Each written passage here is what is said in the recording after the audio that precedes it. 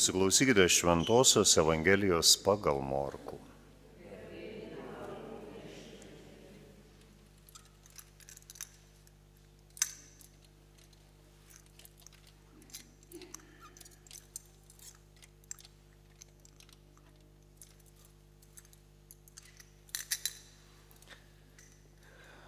Prisikėlęs anksti rytą, pirmąją savaitės dieną, Jėzus pirmiausia pasirodė Marijai Magdalietei, iš kurios buvo išvaręs 7 demonus. Ji nuėjusi pranešė jo bičiuliams, kurie giedėjo ir verkė. Tie, išgirdę, kad jis gyvas ir kad ji pati jį mačiusi, netikėjo. Paskui Jėzus pasirodė 2 iš jų kelyje į kaimą, tačiau kitokiu pavydalu. Ir šitie sugrįžę paskelbė visiems kitiems, bet ir jais anie netikėjo. Galop pasirodė visiems 11, kai jie sėdėjo už stalo. Priekaištavo jiems už netikėjimą ir širdies kietumą, kad netikėjo tais, kurie buvo matę jį prisikėlusi. Ir jis tarė jiems: eikite visą pasaulį ir skelbkite Evangeliją visai kūrinijai. Girdėjote Viešpaties žodį.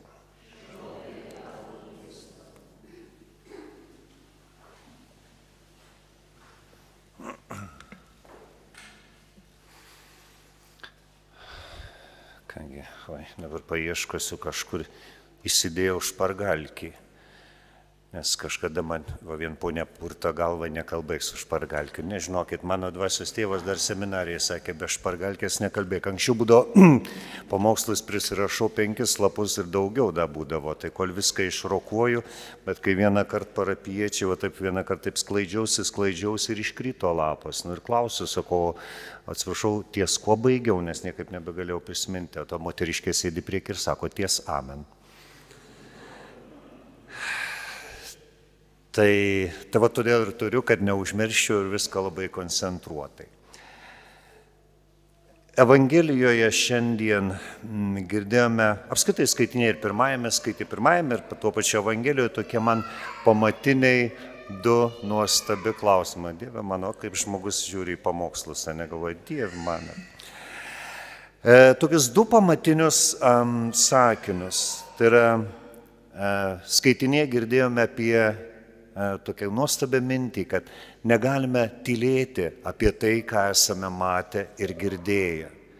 Kad mes esame kviečiami dalintis tuo, kuo Viešpats mus apdovanojo. O jau mūsiškai čia susirinkusių kalbant, tai yra tuo nuostabiu savo gailestingumo svoriu. Kitas dalykas, ką ir sako, reiškia, ir pritarė, ir Evangelijoje yra tarsi siuntimas, eikite ir į visą pasaulį ir skelbkite gerąją naujieną. Tai aš perfrazuočiau, kad mes esame čia tam, kad šiandien ir kiekvieną kartą, kada ateiname į šitą šventovę, kad patyrę patys Dievo gailestingumą nesustotume, nes tai nėra mūsų nuosavybė, nėra mums, nėra dėl manęs. Mes turime eiti ir skelbti. Vėl prisiminiau vieną tokį anekdotą apie tą patį atleidimą. Viena moteris giriasi kitai moteriškiai, sako, žinot, aš labai džiaugiuosi, kad tapau tikinčia. Sako, turiu dėdę, kurio taip nekenčiu, kad prisiekiau, jog net į jo laidotuvės neisiu. Bet dabar, žinot, kai jau atleidau, kodėlgi ne, mielai nueičiau. Tai apie Dievo gailestingumą, apie mūsų gailestingumą, apie mūsų, koks jis turėtų, mes ateiname, ne, mes pasisėme to ir vat ką mes turime, kur mes jį laikom, kaip mes jį, ar mes tikrai jį nešame kitiems. Beje, švenčiame 7 Velykų dieną, jau, arba dar tik, nežinau net kaip sakyti, kada trykštame prisikėlimo džiaugsmą ir švenčiame čia jūsų šventovėje Dievo gailestingumo atlaidus. Ir aš galvoju, kad šios šventės minimos ne šiaip savo jos kartu. Juk vėlgi, jeigu taip pamislyji, kaip sako, Kristaus kančia, mirtis, jo prisikėlimas. Ar tai nėra didžiausios gailestingosios Dievo meilės apsireiškimas. Kulminacija. Dievo gailestingumo kulminacija. Ten Golgotos kalne ant kryžiaus. Kas be gali būti nuostabiau. Viršūnė. Ir čia, sakyčiau, paantrino taip pat šventasis Jonas Paulius II, kuris, kaip žinom, padėjo visuotiniai bažnyčioj, kad ši šventė būtų minima visame pasaulyje, tas antrasis ypatingai Velykų sekmadienis, kad ir vienas jo bičiulių taip rašo apie atsiminimuose, kad jisai apžvelgdamas visą savo pontifikatą kažkada, o patyrė daug, nuo komunizmo žlugimo iki įvairiausių dalykų. Tikrai Viešpats davė jam vadovauti bažnyčiai ilgą laiko tarpą ir jisai yra pasakęs, kad apžvelgęs visą savo pontifikatą, šios šventės arba Dievo gailestingumo atnešimą arba priminimą žmonijai, ir įvedimą kaip šventę visuotiniai bažnyčiai, tai buvo didžiausia jo pontifikato akimirka. Kai pagalvoji, kiek jis turėjo dalykų, kuriais galėtų džiaugtis, kurias galėjo prisiminti ir didžiuotis, jisai sako, Dievo gailestingumas. Tai yra didžiausia jo pontifikato akimirka. Ir aš tikrai suprantu, kodėl. Todėl, kad kaip ir minėjau truputį mišių pradžioje, nes per šią šventę mes esame kviečiami pridėti ranką prie Viešpaties šono ir semti, tiesiog semti iš jo švenčiausios širdies Dievo gailestingumą. Ir ne tik semti, kas dar yra svarbiau, bet ir pasidalinti su juo, tuo gailestingumu, su visu pasauliu. Ar tikrai tai darome? Pagaliau, kaip šiandienos į tą pasaulį, kuris, keistai, sakyčiau, supranta tą gailestingumą. Šiandien labai dažnai susiduriu su tokia mintimi, tarsi gailestingumas, nežinau, kažkoks tai emocija, net empatija, dar kažkas, kad gailestingumo savoka šiandien yra atskiriama, tarsi atskiriama nuo nuodėmės. Kalbėti apie nuodėmę kaip ir nebemalonu, nebemadinga. Ar labai jūs, nežinau, savo parapijose, bažnyčiose, ar tie, kurie čia susirinkote, ar dažnai girdite, kad ir iš sakyklų būtų kalbama labai apie nuodėmę? Aš prisimenu dabar, tik neprisiminsiu kur, bet man užkliuvo toks momentas, kai vienoje skandinaviškų, protestantiškų, man atrodo, bažnyčia, nežinau, netiek svarbu, bet reiškia, po vienų mišių ateina žmonės ir sukelia škandalą, kaip aš sakau, paprašo škandalų knygos ir, reiškia, kunigas klausia, o kas jums buvo blogai, dėl ko jūs čia dabar taip, triukšma, kas jums nepatiko šiuose pamaldose. Sako, baisu, jūs mišių pradžioje priminėt apie nuodėmes ir sakėt už jas gailėtis. Žinot, sako tokia ponė, aš taip nejaukiai pasijutau. Va taip va. Net ir bažnyčia mums sako, kalbėkime ne apie ten kažkokius pūkuotus, gražius dalykus, bet tik ne apie nuodėmę. Pagaliau, kaip dažnai tenka man girdėti, kai žmonės sako, Dievas toks gailestingas ir susidaro vaizdas, kad jam neberūpi nuodėmė. Aš nežinau, man kartais labai liūdna, kai galvoju, kad iš Dievulio mes norim padaryti tokį, pūkuotą, mielą, gerą, kuris, kaip žaisliuką arba ne kažkokių užgaidų norą pasiemu, kada man reikia. Kadangi nebereikia, taip noriu kažkokio dvasinio malonumo savo patirti, tai tada jau prisimenu, kad Dievas yra gailestingas, bet neduok Dieve, tai bus susijęs su nuodėme. Kaip yra iš tikrųjų? Gailestingumas reiškia, kad nuodėmė, mėlieji, tikrai egzistuoja. Atrodo, ką čia naujo pasakiau. Bet suvokime, kad aš kalbu, mes esame siunčiami kalbėti apie gailestingumą, mes einame pas tuos žmonės, kuriuos sutinkame savo gyvenime.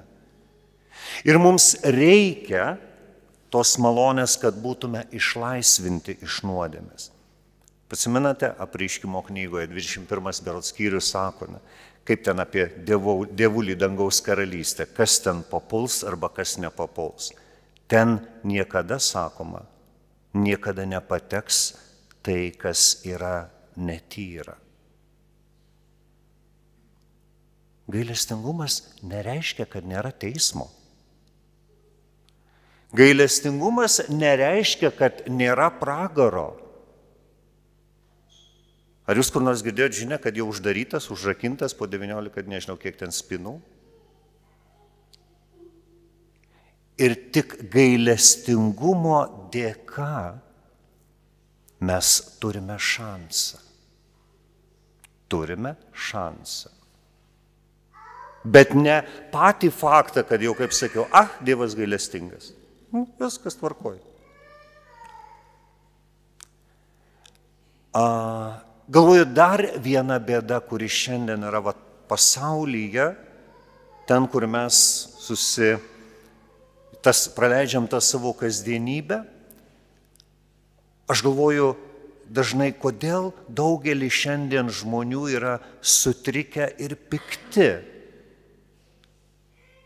Aišku, surandama 1001 priežasčių. Sunervino kaimynka, nežinau, čia tik su ta pandemija vos susitvarkėm, nežinau, vyras bamba, dar kažką. 1001 priežasčių būti piktiem ir suirzusiam. Karas Ukraina, viskas dedasi, nebegalim.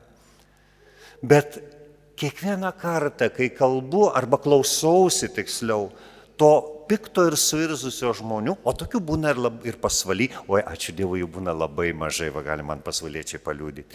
Mažiau negu Utenoj, ir Utenoj jų mažiau. Aš matau seselę Dominiką iš Pautenos. Bet kai tu susitinki tuo žmonės ir stengiesi klausytis, o jau mokausi, seselė Dominikai galiu pasakyti, mokausi klausyti, ne tik kalbėti. Anksčiau būdavo sudėtinga. Bet kai išmoksti tą daryti, labai gera. Bet ir galvodavau, kai klausaisi to žmogaus, galvoji, jis kalba apie priežastis, dėl ko jisai piktas. Bet kur šaknis, kur esmė to? Ir nežinau kodėl, bet man dažniausiai 99,9% galvoju, tu nepažįsti gailestingumo. Tu nežinai dieviško gailestingumo. Tu dar neprisilietei prie jo malonės. Jeigu tu tikrai tą pažintum. Ir vėl aš dėl ko kalbu jums. Aš manau, kad jūs visi, kurie čia mes, kurie esame, jau patyrę. Bet mūsų užduotis padėti. Man daugelį žmonių šiandien primena kartais irgi vieną anekdotinę situaciją, nežinau, folkloras sako gimsta, reiškia, anekdotai iš to žmogiško kasdienio folkloro. Toks pasakojimas, moteris, kurią apkandžiojo pasiutęs šuo, tai nėra taip labai linksma, bet čia senais laikais buvo. Ir, gydytojas pažiūrėjo, sako, moterį, viskas, jau pavėluota, niekas nebepadės, gydymas, žinot, sako, aš jums pasakysiu atvirai, laikas jums susitvarkyti visus savo tuos paskutiniuosius reikalus. Tai žinot, ką žmogus nori, tai gal kažkam ten testamentą ten parašyti, dar ką, susitvarkyti, gal kažką ten atsiprašyti, su kažko susitaikyti, taip, natūralu, ne? Ir moteris, gerai, duokit man tušinuką ir popieriaus, ir ėmė rašyti, rašo. Gydytoja atsibodo laukti, jinai, sako, labai atsiprašau, sako, jūs taip rašote, ar dar ilgai? Jinai sako, dar truputėlį, kad ko nors neužmirščiau, tai yra sudarau sąrašą žmonių, kuriems turėčiau dar įkasti. Prieš paskutinėje. Tai galvoju, kaip dažnai,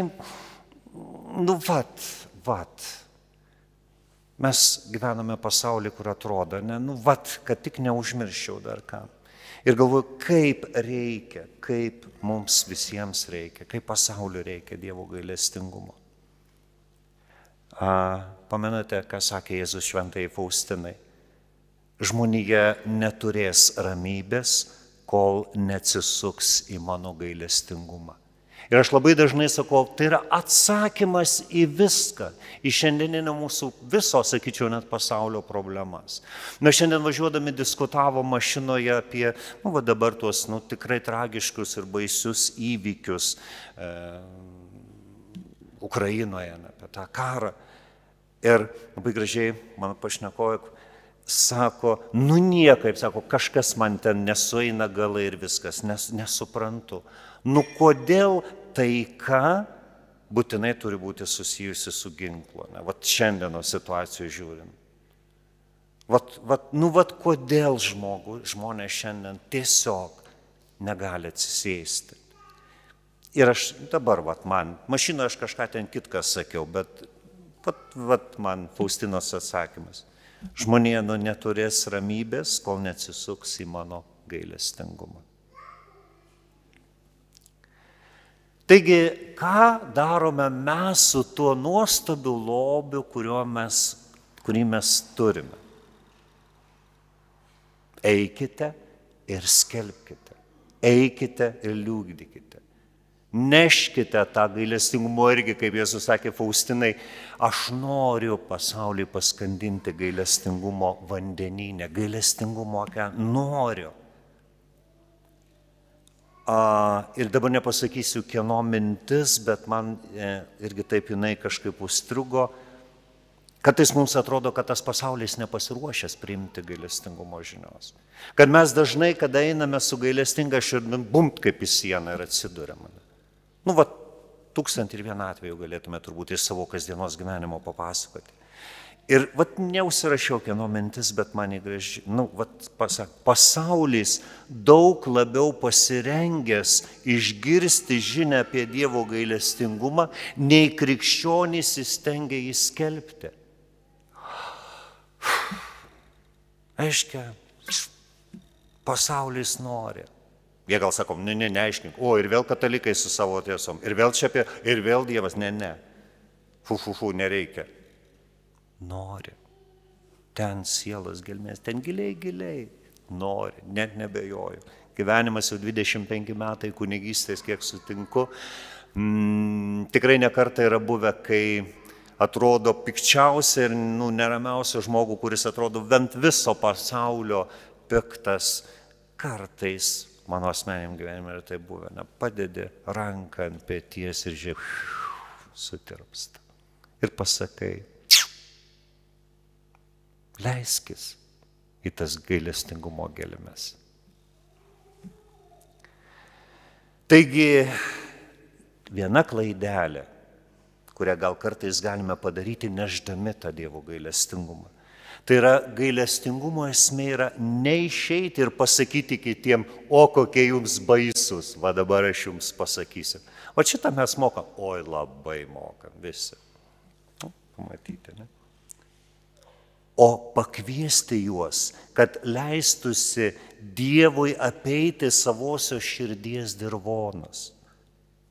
Įdant pašalintų, blogio akmenis, išrautų nuodėmės kelmus.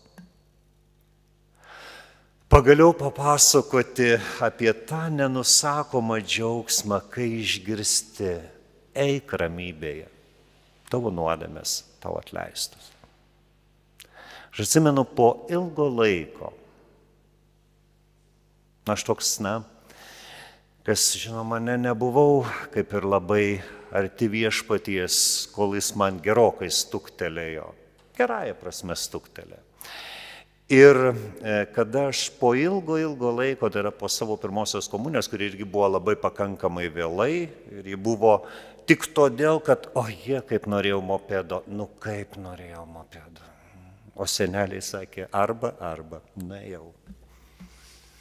Bet tik po to visą tai atėjo. Ir galvoju, kaip juokauju, sakau, kaip Dievas veda savo keliais. Aš nežinau, ką iš šiandien čia noriu pasakyti, kad man būtent, kur aš sakau, striokas man buvo visą savaitę prieš jūs pas jūs atvažiuoja, nes kažkaip įsivaizdavau, kad čia Vilniečiai, čia miestiečiai. Žodžiu.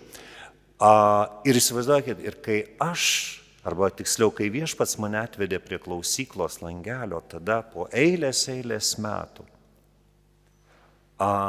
Strioko buvo pilnos kelnės, ruošimosi. Beje, irgi važiuojant mašinoje kalbėjau, paskui irgi patirtį apie tai, kaip būna, kai artintis prie Dievo, kaip atrodo nedrąsu, nes sako, žmogus priein, priverš save atsistoti eilėj, stovi, eina, tuoj nueisiu, gerai, šį kartą dar per 3 žmonės pasislinksiu, anksčiau būdavo, žinot, eilės net, tokios, dabar žalia lemputė dega, tada būdavo atein bažnytėlė eilė, ten kaip sakosi, prie klausyklos, sako, painikėlė, ne, dabar jau eisiu kitą kartą ir taip atidėlio, kol vieną kartą, tai sakau lygiai tas pan, ir kai aš nuėjau, atsimenu, iš pažinties, aš galvoju, kur aš anksčiau buvau, kodėl Viešpats man anksčiau nestuktelėjo.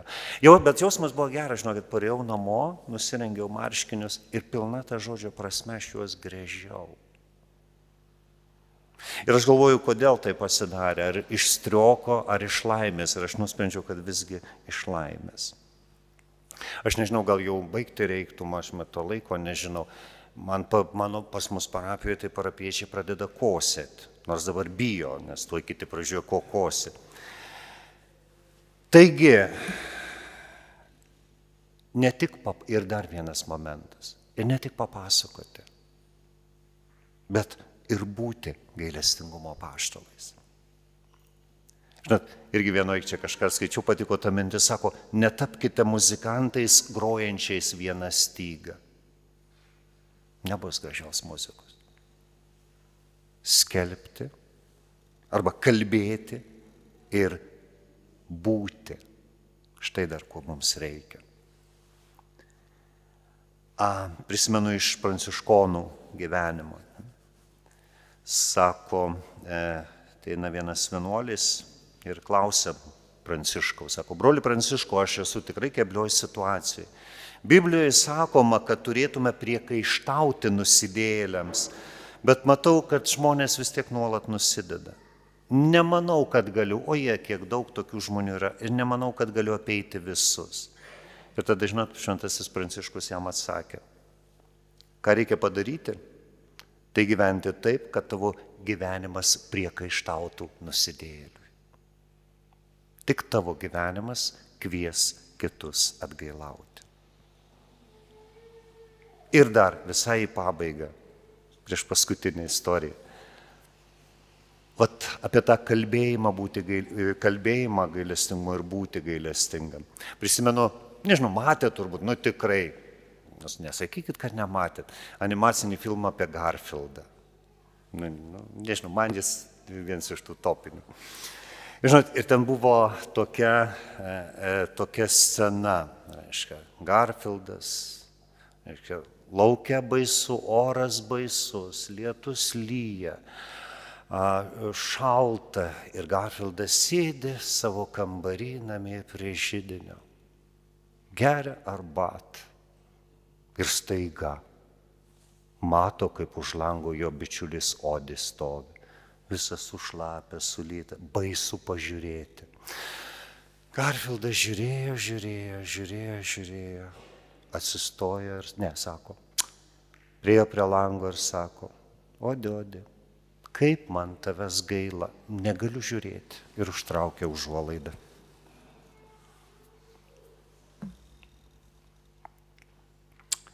Mylėjai, gerdami iš Dievo meilės ir gailestingumo šaltinių, patys tapkime meilės ir gailestingumo šaltiniais, malšinančiais Dievo artumos, bendrystės ir prasmės troškulį. Ir visiškai pabaigai. Policininkas sustabdo kunigą viršijus greitį. Ir kai pareigūnas ruošiasi jau rašyti baudos kvitą, kunigas jam tarė, primindama švento rašto citatą, palaiminti gailestingieji, jie susilauks gailestingumo. Policijos pareigūnas įteikdamas kvitą baudos kunigui ir sako, eik ir daugiau nenusidėk. Amen.